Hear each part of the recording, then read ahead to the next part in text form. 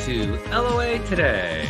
I'm Walt Thiessen. With me today is financial advisor and money coach Jody Lynn Craven. This is your daily dose of happy. We are so happy you decided to join us today.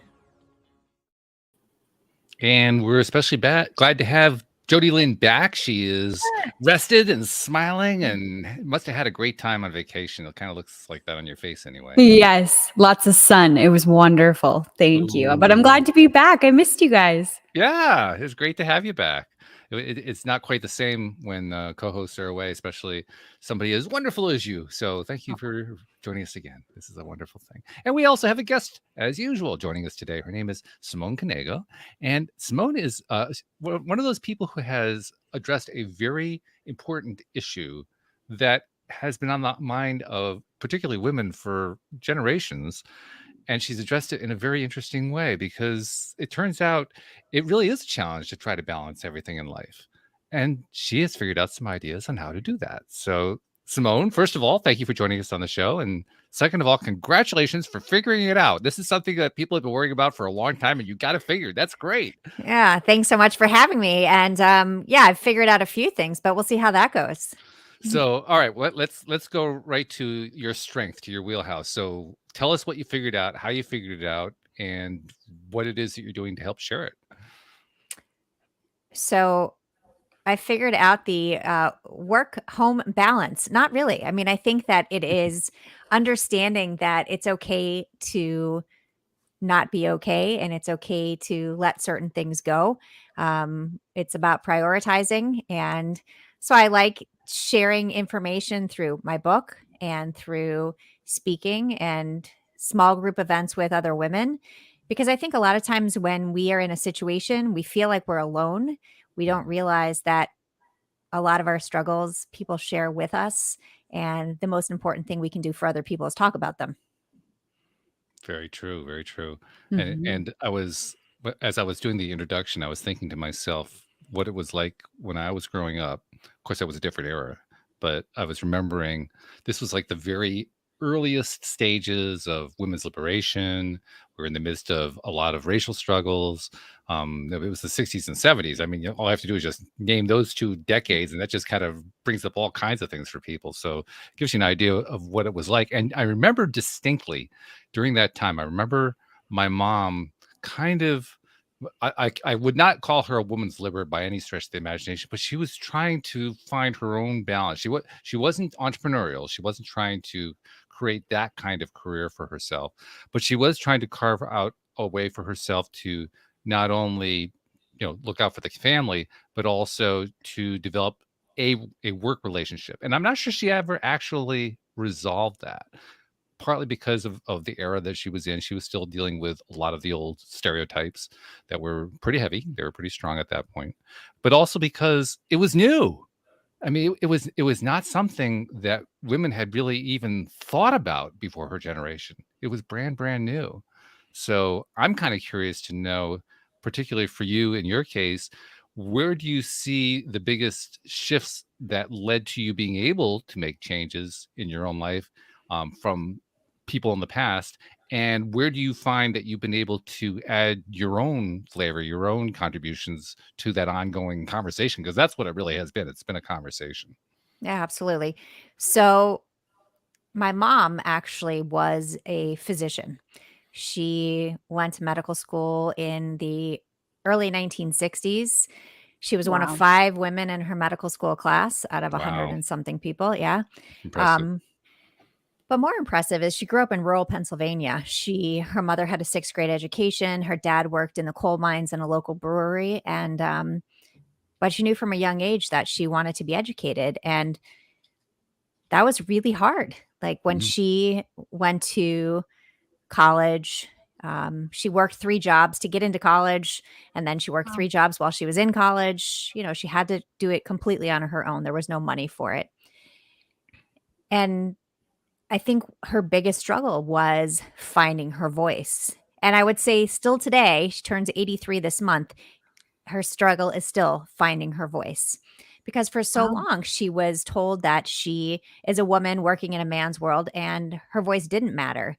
And it took a long time for her to look back and see the things that she had accomplished. And so when I look at her, getting back to your original question, when I look at her and think, you know, this woman accomplished so much, but she still doesn't even see it because she always felt so overshadowed by so many other things. And I kind of look at it and say, okay, what difference am I making in the world? What am I doing every day that makes a difference? Because each and every one of us do something every day that makes a difference in the world. Your corner of the world, whatever it is. Mhm. And I think starting there, figuring out who you are, what you want, and what you bring, because we do all bring something, that's kind of how we can move forward and stop being so judgmental and stop focusing on the things we don't feel we can accomplish and focusing on what we do accomplish every day. Wait a minute, we have to let go of judgmentalism? Okay. There's a lot. How much time do we have? Seriously. I mean, you We know? have an hour, so go for it, Yeah. That one's a hard one, though.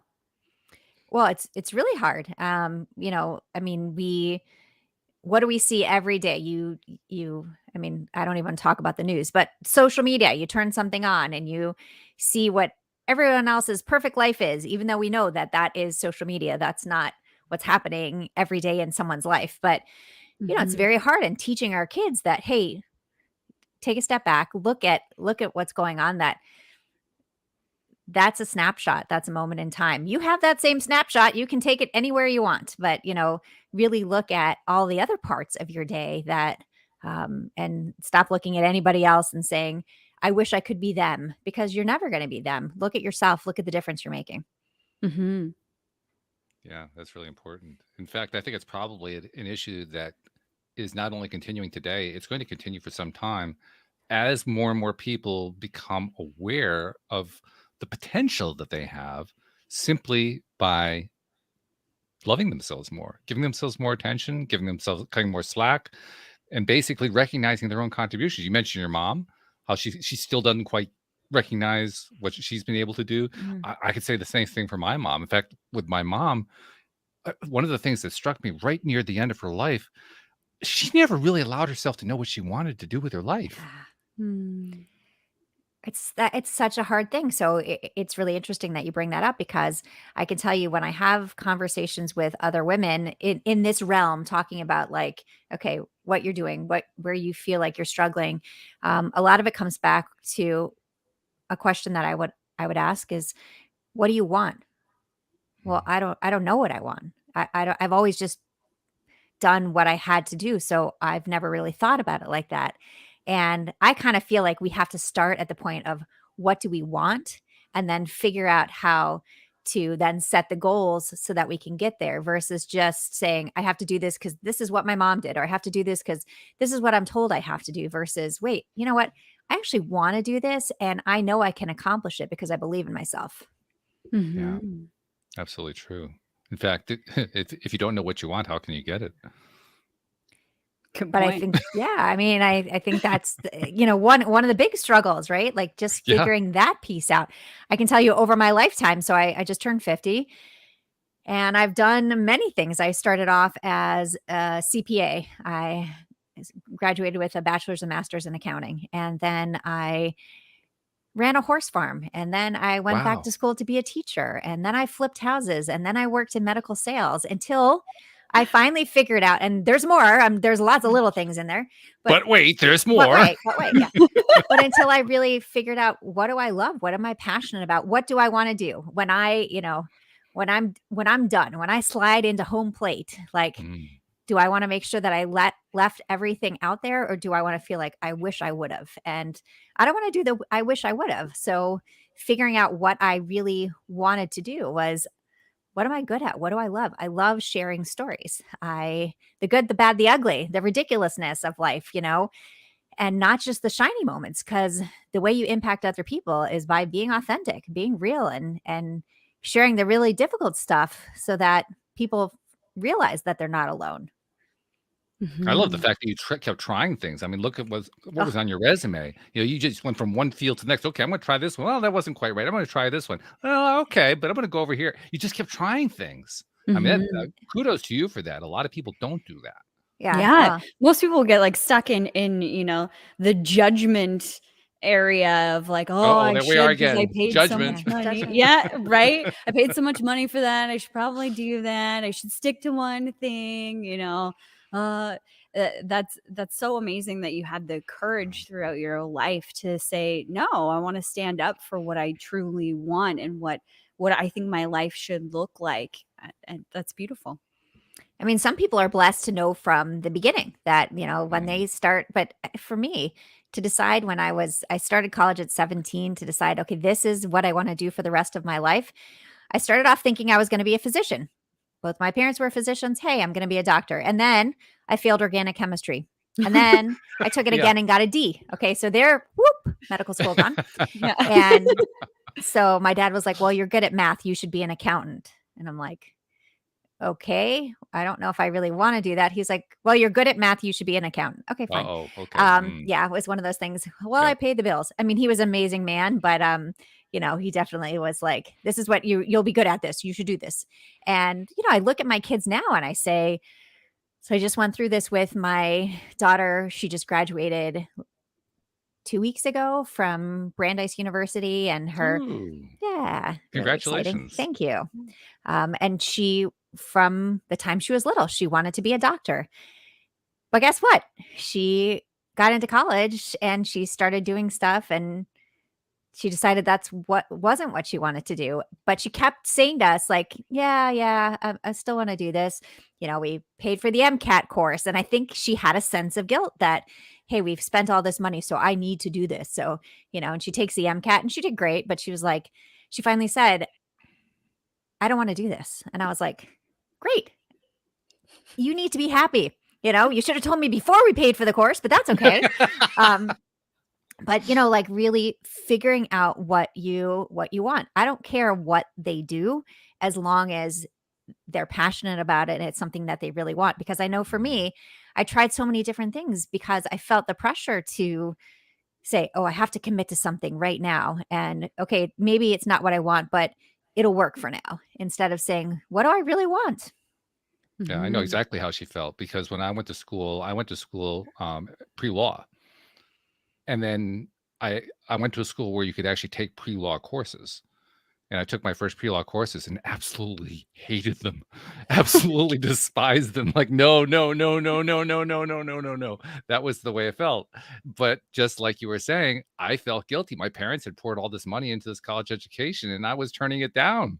I felt lost. I literally felt lost. Like I didn't know what to do my last couple of years of school because the Mhm. plan had gotten shot down and we were not at a point in time in society's overall development where we had we had role models we could follow who had changed careers not changed careers, changed paths in the middle of even starting a career. So there were no models to follow. I mean, my dad was certainly not a model I could follow. He worked for the same company for 44 years. Yeah, Yeah. there was Yeah. nothing to follow. Mhm. So I know exactly how she felt because that's a rough place to be in if you don't know how to shift or even know that you have permission to shift out of a path you've been on all along. Mhm. And I think that was the big thing is that I think she needed the permission, which she shouldn't need that from Not from really. us, of Nope. course, right? Like, but I think that because she had set herself in that direction for so long, she felt like she was committed and therefore she had to follow through. And I was like, well, have you not seen my life? Have you seen how many times I have changed my mind? And I talk about it all the time. It's okay to change your mind. So that should apply to my children as well. Mhm. And so I think let me tell you, as soon as she finally told us and said, I was like, oh my gosh, you're so much happier now. Okay, take a gap year, figure it out, get a job. I don't care what job, you just got to pay the rent and, move forward. So, You cued a question in my mind when you described how, well, pay attention to my life. Here's what I did. See, the question that comes to my mind is, who do you think learns more? Does a parent learn more from the child, or does the oh, child learn more from the parent? Ooh, I think many days I learn more from my children than they learn from me. Sometimes they learn what not to do from me, um, but I learn so much from them, especially with 6 kids that are so different and, Mm, everything about them is so different and what they bring to what they bring to every conversation. And mm. so, every day is a new learning experience. And they a lot of times they really keep me, in check because they're like, "Wait, that is not your normal self. What's going on there?" So they're really good to kind of bring me back to reality and say, "You okay there, mom?" Well, they're So also an opportunity to develop your people skills too. You got 6 people you're dealing with, like you said, very, very different Yeah. personalities, No different kidding. ideas, right? So you have 6 different opportunities over and over again throughout their development to develop how do you handle this relationship? How do you develop that relationship? What do you do when this relationship over here doesn't quite work out the way it was supposed to work out? And so on and so forth.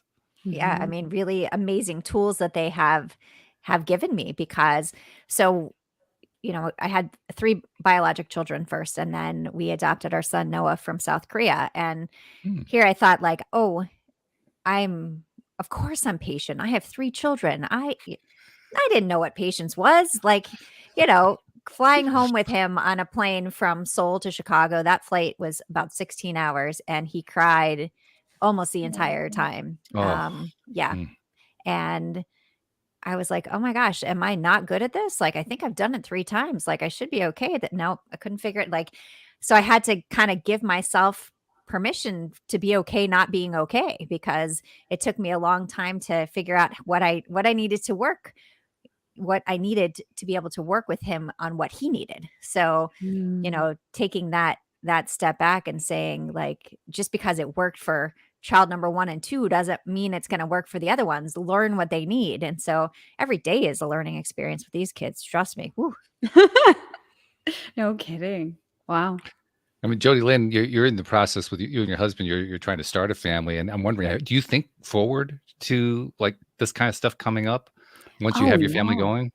Oh my gosh, yeah, because I mean, when you're in this stage that I'm in of, trying to have a family and whatever, I think there's a lot of things that come up or a lot of things that have come up for me of like, what's my life gonna look like? And, what will I be able to do? And, there might be a good baby, there might be a bad baby or whatever, a difficult baby, or, there's people that will tell me all the time, like, your whole life is gonna change and you're never gonna sleep again, or you're never going to be able to have the life you had before. And I choose not to believe that.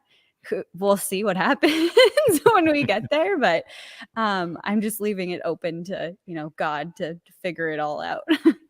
But Yeah. I think having that flexibility of that, everybody loves to tell you how it's going to be or how it should be. And again, parenting itself is so different for every single person. mhm. And you wake up every morning and you have a choice. You can choose to be happy, you can choose to be miserable, and you can choose to say, "Okay, so I only slept 3 hours last night. Tonight I'm going to do better." Whatever it is that but I look back now and because my youngest is now 14 and she's taller than me and I think like all those moments where we would complain where they would wake up in the middle of the night and they want to climb into bed and they kick you the whole time.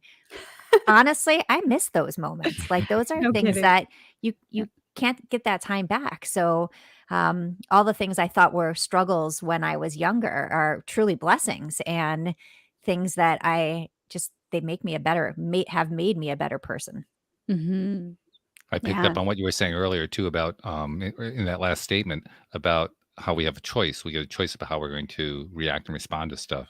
And it occurred to me as you were saying that that's probably one of the best examples you can provide for your children, Mhm. demonstrating for them that you always have a choice and therefore they always have a choice.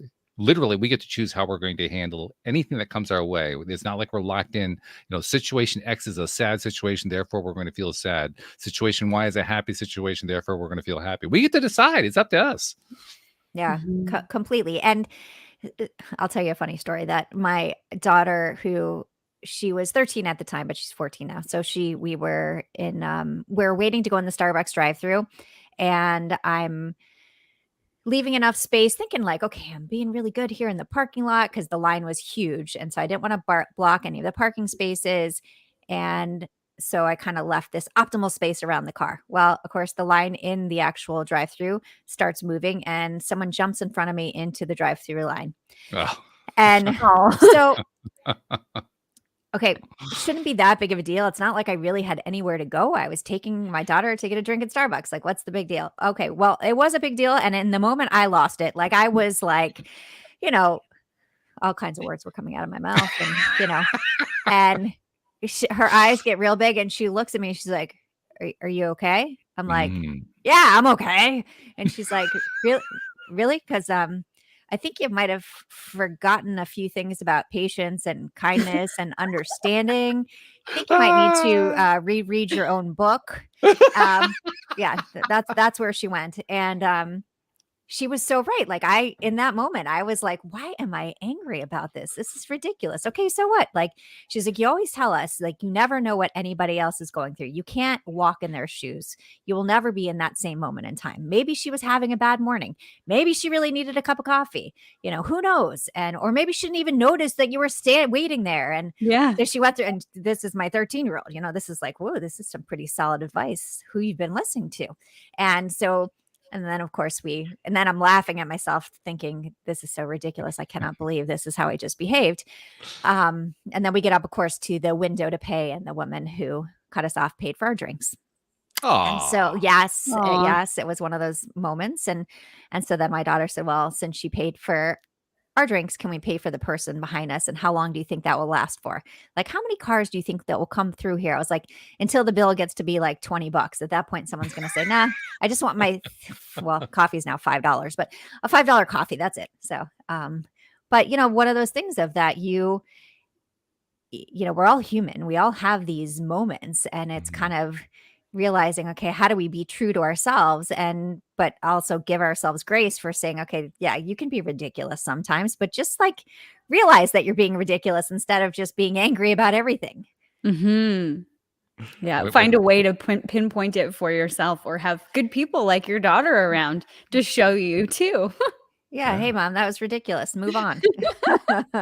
Or to look at another way, when my wife is a former psychotherapist, and early on when we met, I started, hey, you're getting married to a psychotherapist. You're gonna learn stuff, right? You're gonna pick her brain, try to figure stuff out, and understand how the psychology of people works and so forth. And so I would do that, and within a very short period of time, I would find myself doing the same thing that your daughter was doing with you.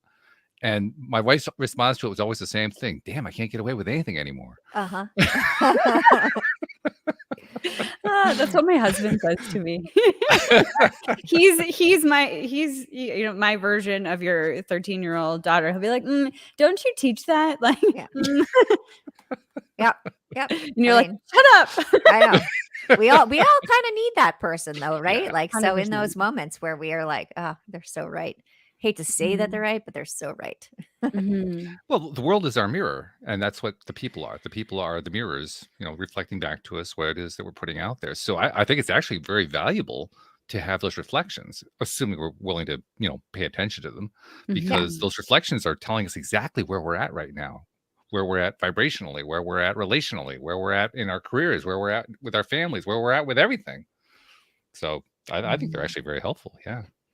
Yeah. And, I mean, trust me, that's not the only time it's happened, but it's, it is those moments where I'm like, okay, wait, this is actually, even though I acted ridiculous, it was actually a really good thing, because I realized, ooh, she is paying attention. She is learning what I'm saying, and she's making me a better person right now. Like, I love this. So, they do listen. That's paying proud attention. mama moment. Yeah. Right. I know. Yes. I was like, oh, this is a good one. Even though I was ridiculous, she was amazing. Yeah. Well, now you're setting the right example. That's fabulous. Yeah. That Well, feels also good. teaching her what not to do. Hey, you don't need to have a freak out in the Starbucks drive-thru. So, Yeah, that was a what not to do moment with her teaching me of what to do, or who I, being true to myself. So, yeah.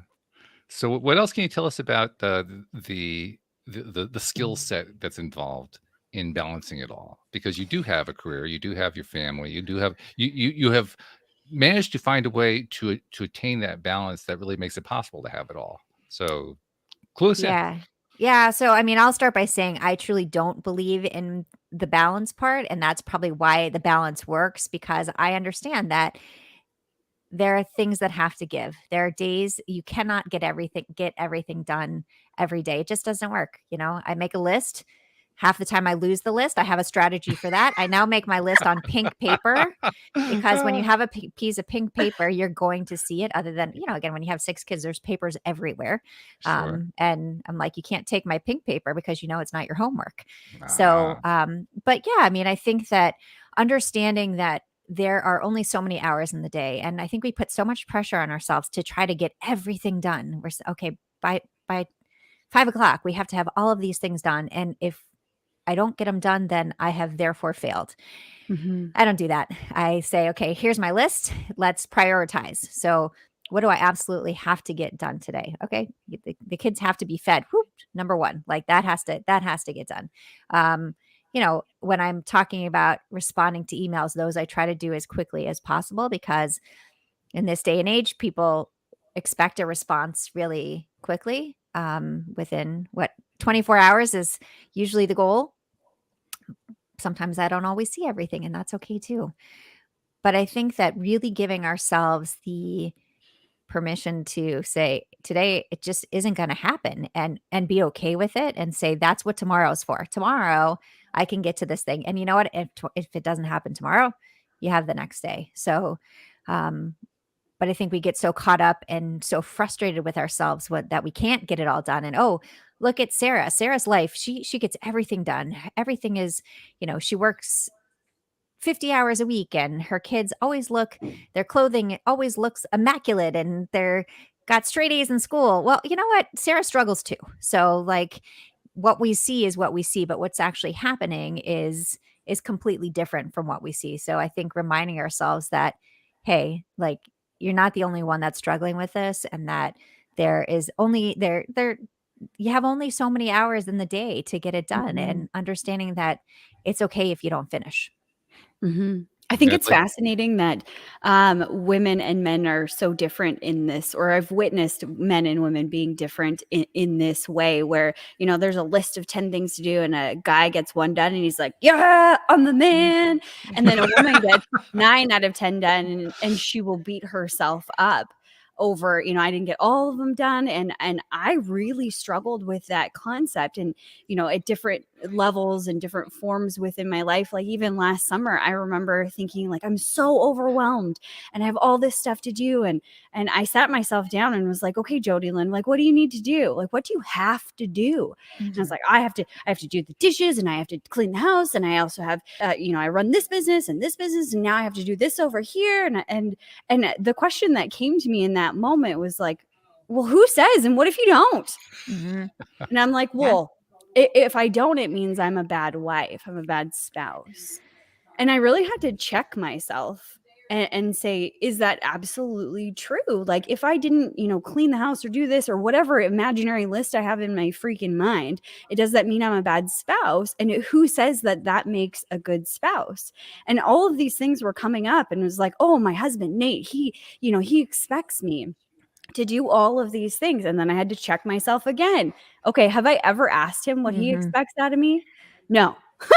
So I asked him, I'm like, hey, babe, I have a question for you. And he's like, oh, God.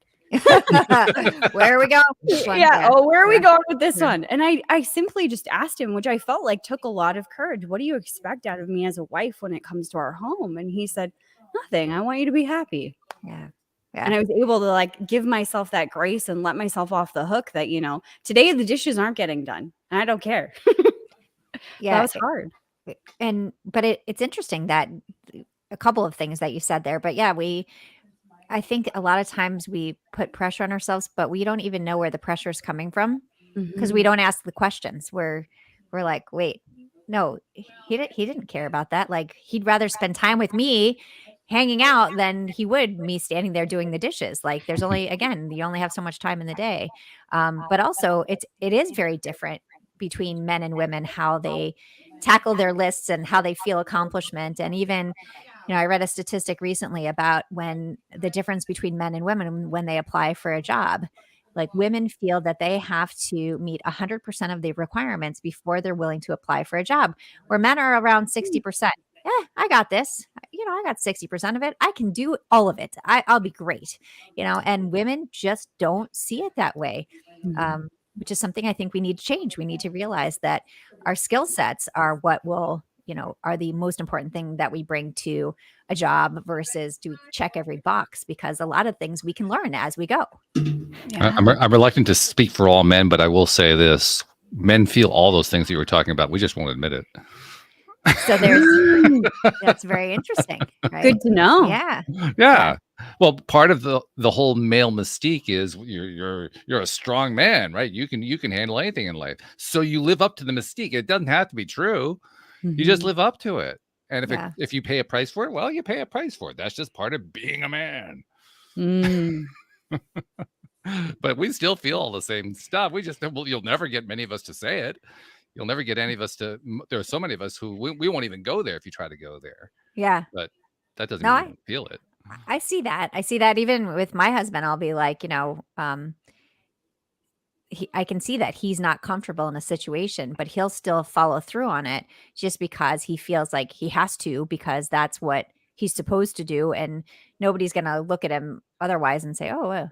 But That's the for role. me, I'm like, nah, that's not for me. I'm stepping back. That's healthy. Mhm. Yeah, that's what real healthiness is. Healthiness is basically saying my mental state, my emotional state, my physical state are more important than my list. But it took me a long time to get to that point. I can tell you, Mhm. the first 40 years, I constantly felt like I had to be doing all of it, going from point A to point B with my head down just to finish everything that I thought I was supposed to be doing, and not realizing, wait, that's not how life should work. Like yes, you still need to go from point A to point B, but it's the stuff in the middle that really matters the most, and enjoying that instead of just trying to check everything off the list. And I had a friend years ago that said to me, when you talk about cleaning the house, she said, when you get older, do you think your kids are going to remember the time you spent with them or how clean the house was? And so she's like, I know my kids are going to remember the fun things we did and the times we spent together, and not that, one Friday morning I had to leave the dishes in the sink before I took them to school. They don't care about that. They want that attention. Mhm. They want to be hanging out. So I thought that was really great advice. I think Yeah. a lot of this too, things like the dishes, what they really are all about is how we feel about ourselves.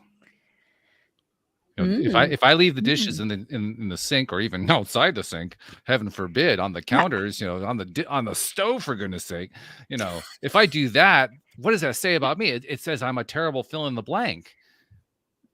With whatever blank you want to fill it in with. I mean, it's up to you what Mhm. you put in there, but that's what we do. We fill it in with I'm a terrible parent. I'm a terrible husband. I'm a terrible wife. I screwed up. I'm not a fit member of society because I did that. Yeah. Yeah. Or I'm so disorganized that I can't even finish this one thing. Yeah. Like I Mhm. see it like that sometimes, where I'm like, oh my gosh, I can't even finish everything in my day. Like I can't get the dishes done. And yeah, they'll still be there. They'll still be there. They're not going anywhere. Trust me. No, there's no magic fairy coming in to do your dishes in the middle of the night. I wish. I wish. Yeah. I've been, and We're with working 6 on that kids, one. you would think there would be one of them would be a magic fairy, but Yeah. you got to Well, put in severe requests with those magic fairies. Yeah. what's interesting too is that, we've all walked into someone else's home that wasn't like absolutely perfect. And I know for myself, I can't speak for you guys, but I would assume it's the same. Walking into their home when they're like, "Oh, excuse my mess." Most of the time, I'm like, "What are you freaking talking about? This place is like, I need off your floor. Like, this is wonderful." It's not the first thing that you're thinking of. You're not judging them. And I try and remind myself of that when I'm being hard on myself, is how would my best friend judge me, or how would the people that I care about, what would they think about this situation? They probably wouldn't think anything. They Nah, don't even care. I Well, don't think this is I've ever walked in someone's house and said, "Oh my gosh, it is so messy in here. I Right? can't believe it." I No, never, like, do never. I ever look at their, floor, whatever they're called, your baseboards and say, "Oh my gosh, you have a lot of dust." No, I've never done that. Like, No, so why are we doing that to ourselves? exactly. Mhm. Jody, how often have we talked lately, like the last month and a half, about how much we beat ourselves up, Yeah, a lot. right? Yeah. Yep. This has been an ongoing theme that we've been really addressing over and over again. In fact, one of the ways we've enjoyed saying it, Simone, is if we treated our best friends the way we treat ourselves, we wouldn't have any best friends. Yeah. Mhm. Yeah. We are way too hard on ourselves. And, that it starts with trying to say, like, oh, my life has to be balanced. It's figuring out what balance means for you. So Mhm. nobody's life is the same, right? Everybody Mhm. is so different from each other. So when you look at what balance is for you, for me, someone else would look at my life and say, "Oh my gosh, she is so unbalanced. I can't even tell you." But, that's what works for me, is that I get it all done, just not always in the order I thought I was going to get it done.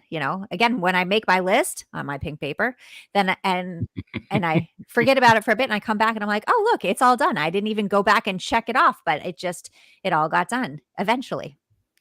Yeah. I was thinking about one of the times, not very recently, actually, I think it was pre-COVID now that I think about it, visiting friends, and that comment came out of her mouth. Sorry, the place is a mess. Yep. And I don't think I actually said it. Knowing me, I actually could have said it. I'm not really 100% certain, but I don't think I actually said it. But what went through my mind was this: really, what does it look like when it's clean? I mean, I have been in people's houses that and they have children, and you're wondering, how do they live here, because it is so immaculate. There is not one thing out of place, Mm, and I think, like, that can't be too fun. Like, how do you and of course, I shouldn't be judging them, but I'm thinking, like, how do you have everything so perfectly organized and have children?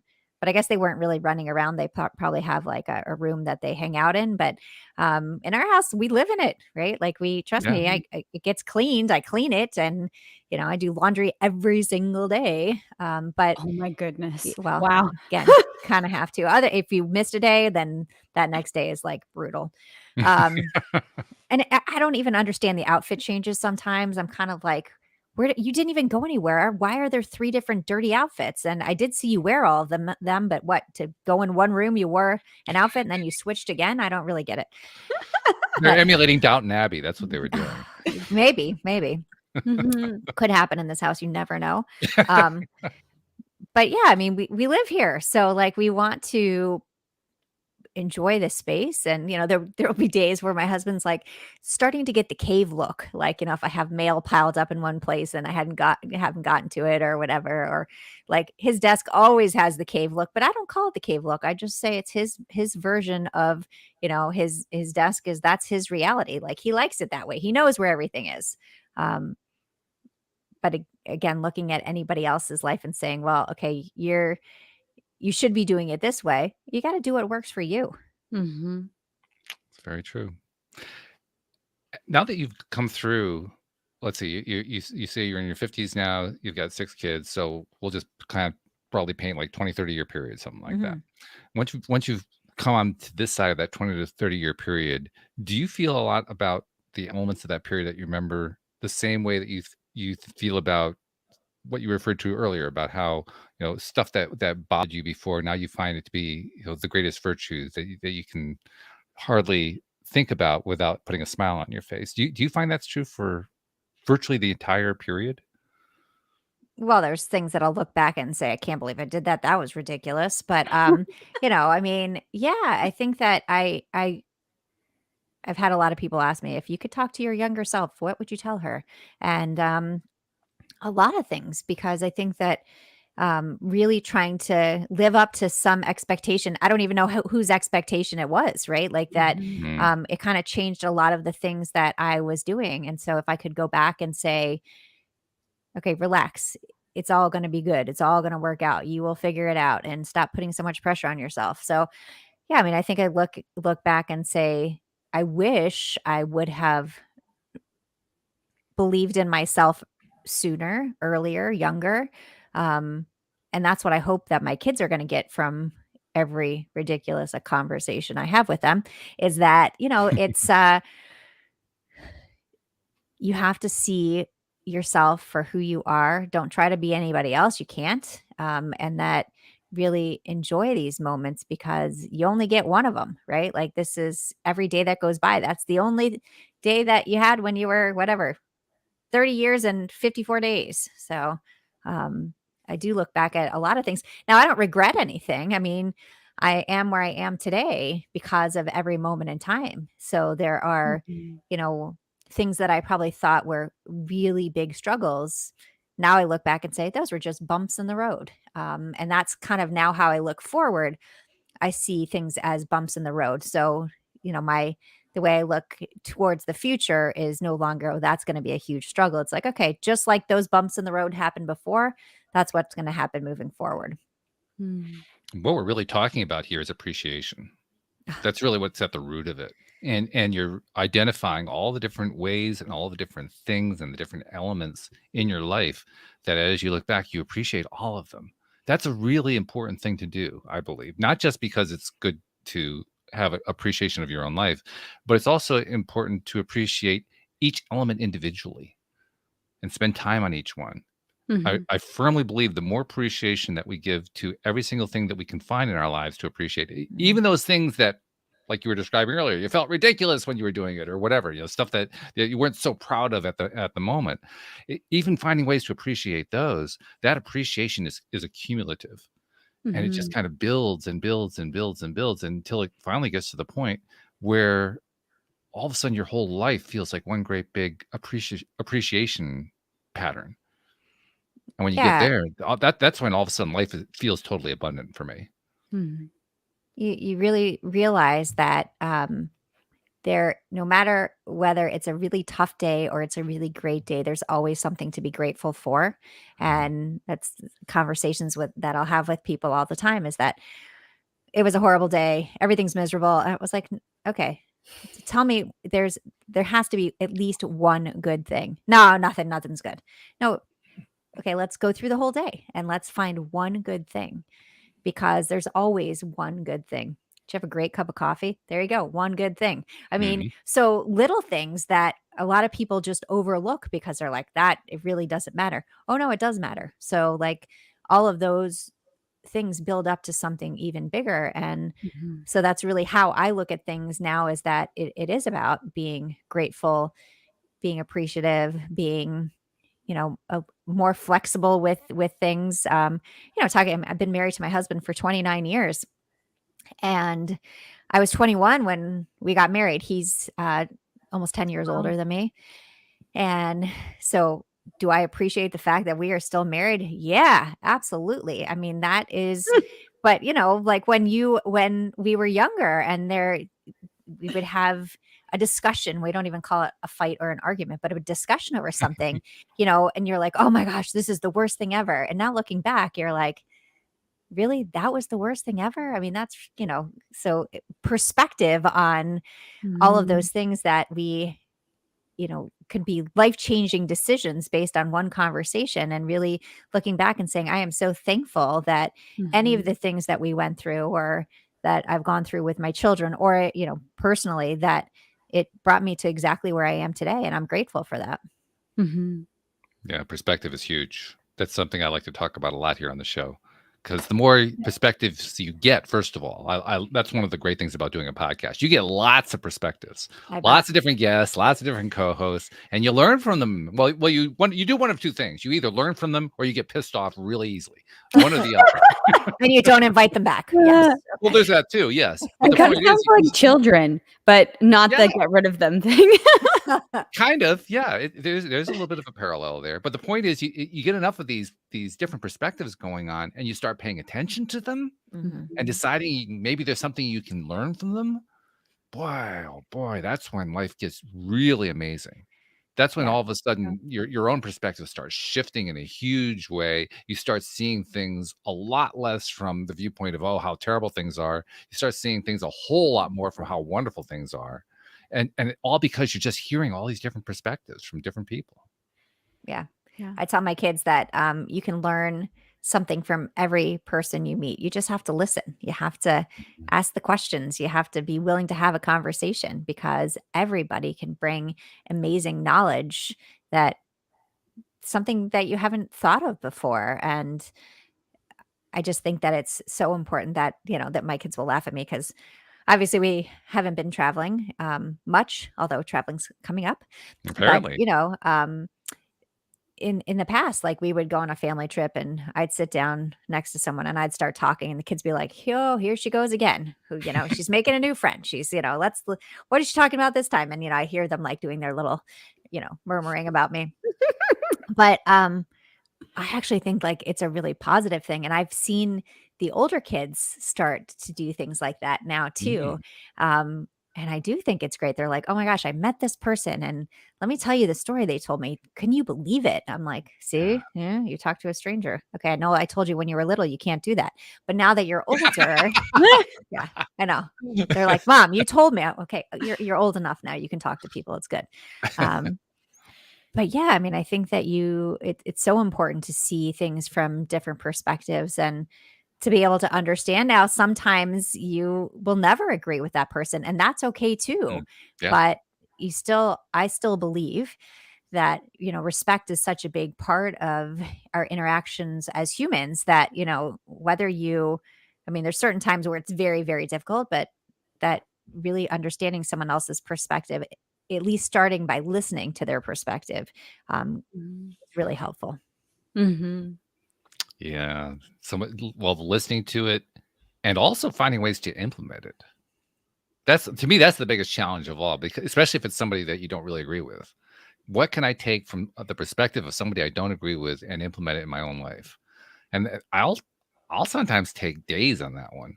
Sometimes I'll just throw it away and say, I'm not finding anything, forget it. Yeah. But some days a piece of a conversation will stick with me and I'll just keep replaying the conversation in my mind, just that one little piece over and over again. And for the longest time, I wondered why I was doing that. I think what I finally have realized is that this is my subconscious mind, in a sense, trying to work through this thing because it knows there's a golden nugget in there. And all I have to do is just keep going until I find that golden nugget. Mm-hmm. Yeah. Yeah. I mean, I do that sometimes, but I really do believe that that's why we have conversations with people we don't know because you're going to be able to take something away Mm. from it. And like I said, just like my car trip through Starbucks, sometimes it's what not to do. But still it's a learning moment and a different perspective and it's always really helpful along our journey and it makes things more exciting. There's also another element here too that's occurring to me that we haven't really touched on, but I want to bring it in because the more that we talk about other people's perspectives and getting to know people in order to find their perspectives, we're also talking about building our social connectedness. Mm-hmm. And this is a theme I haven't played on a lot in the last few weeks, but over the last 3 months or so, I've been touching on it quite a bit because of studies that I've seen that demonstrate just how important social connectedness Mhm. is in terms of us having the kinds of lives we want to have, in terms of having the kinds of successes we want to have in life. In fact, one of the ones I like to cite a lot is a study that was done by Sean Aker, who is one of the leaders of the positive psychology movement. He was at Harvard University. He was an undergrad there. He was also a grad student. He was part of the original positive psychology department as it was being founded some 20, 25 years ago. And he did a study. He did lots of studies, but he did one particular study with the students of Harvard University where he was trying to get at the root of what it was that enabled Harvard students to be successful with whatever kind of success they were trying to achieve in their lives. And he devised this really long survey that touched on everything you could possibly imagine, with their family home life, what the circumstances were, whether they came to the school, once they got here, what did they major in, what were their study habits, who were their friends, what dorm did they live in? Did they join a fraternity? Did they, what were all the different things that were involved? And it turned out none of them correlated. As Mm. he would track what happened to them both within the school and after they would leave the school, none of them would correlate in a very strong way, except for one. One thing connected more than anything else, and I use the word connected advisedly because it was the degree to which they were socially connected that would actually Yeah. allow him to predict how successful they would be in life. And he found that the correlation was 0.7, meaning that 70% of the time their social connectedness would accurately, or lack thereof, would accurately predict their success later on in life. Mm. That's And really interesting. and for perspective, he also cites the fact that the correlation between smoking cigarettes and getting cancer is 44%. Mm. So it shows you just how Wow. strong this correlation is. Yeah. This is like an unusually high correlation for a social scientist to find. Mhm. I mean, I'll have to read the study as well, but yeah, I mean, I can really see it. I mean, when you look at, I mean, just think of the last 2 years and being so isolated, and that I think that really has affected, will continue to affect how we move forward in the world, and realizing how important it is to be able to connect with other people, be able to share, be able to learn from, be able to be involved with all of those things that um, really make a difference and in our network, not just networking as as a business piece, but as a network, as our community, and feeling part of a community Mhm. is just so important. So For sure. we put that in the context of also gaining perspectives from different people. To me, what this does is it fleshes out the idea even further. I mean, when I think about the social connectedness study that he did, I think about it in terms of, well, what kind of support mechanism do you have in case you run into tough times? If you've got Mhm. a good social support network, they're going to help you get through. And in fact, that was the main takeaway that he took from his own study. But there's also the perspectives part of it, and he didn't really touch on that part, but it strikes me that's a really, really big part of it. The reason Mhm. that social connectedness is so effective in that regard is that it is giving you so many different perspectives, and those different perspectives are so many different opportunities to learn more about yourself and about your relationship with others and how you fit into the world and how the world fits into your life, how the whole thing Mhm. connects together. Yeah. It helps us to make sense out of life. Mhm. And And how you choose to move forward. Yeah. Mhm. I think it really all starts with communication. And when we look at, I did a and this is kind of a little random off topic, but I did a TEDx at UC Santa Barbara at the beginning of April. And Congratulations. I thank you. I Yeah. spoke about talking to kids about bias, and really understanding that, like, when I had, my first 3 children, it wasn't really part of a regular conversation, because I'm, although I'm Jewish, but we always can, we're anti-racist. Like, that's how I thought of myself. But I didn't realize, like, hey, you have to be having these conversations all of the time. So the power of communication, that if you're not talking to your kids, if you're not talking to other people about what's happening, how are they going to know? How are they going to see anything from a different perspective? They're going to, if I don't have a conversation with them, where are they hearing the information from? How many different people are they hearing it from?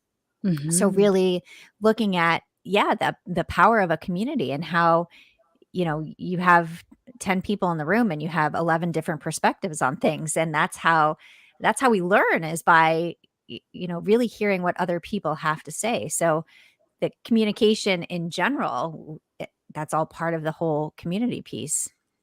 Mhm. No doubt about that. Yeah. The more that I study this idea of social connectedness, the more I realize it it has ramifications, it has ripples, kind of like, a pond with a stone thrown into the pond. It has ripples just keep going and going, and they keep showing up in a myriad of different ways.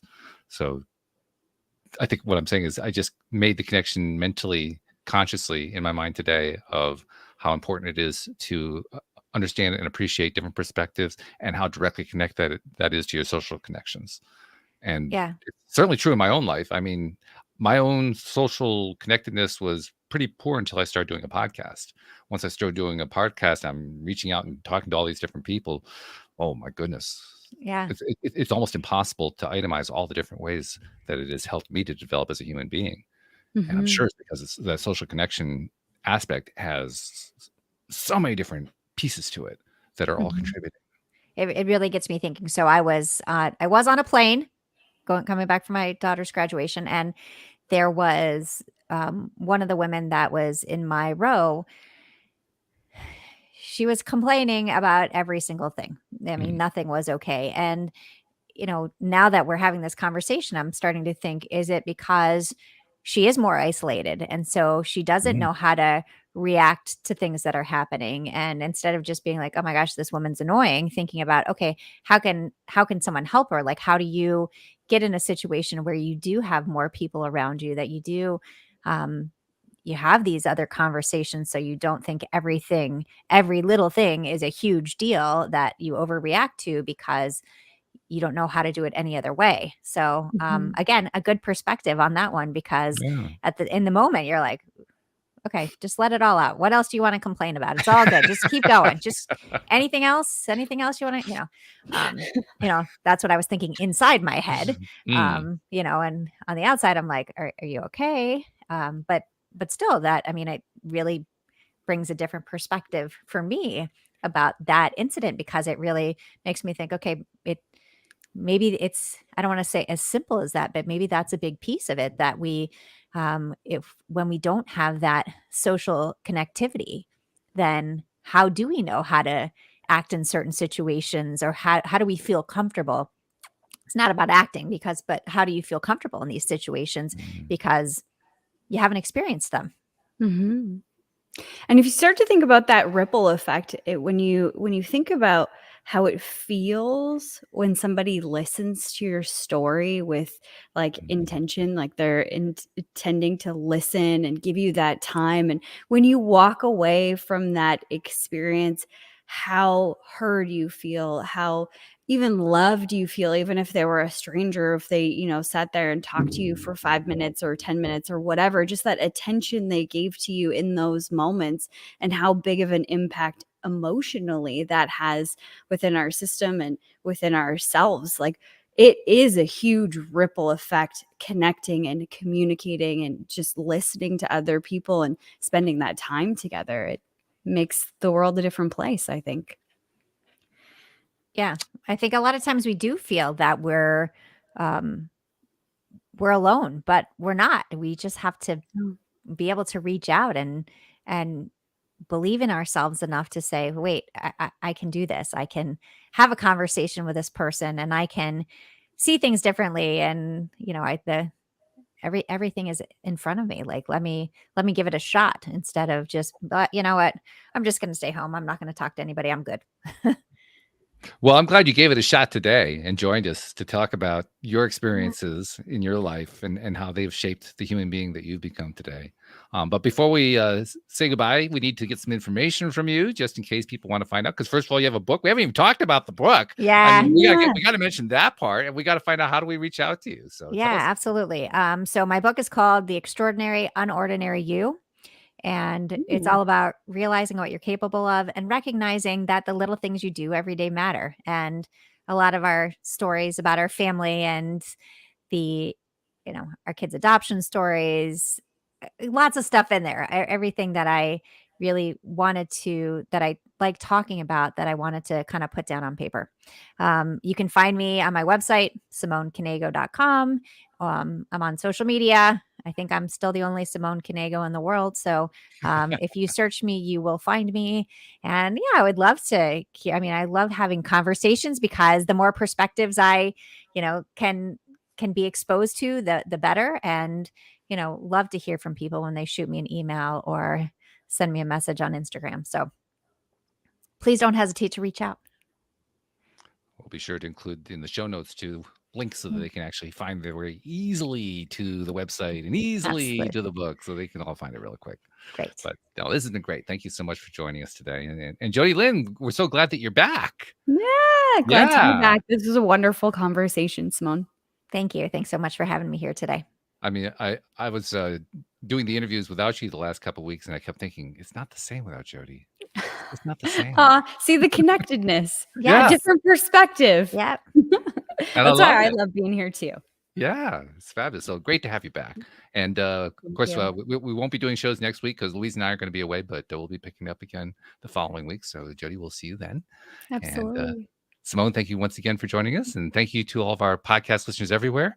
We'll see you all next time here on LOA Today. Goodbye, everybody.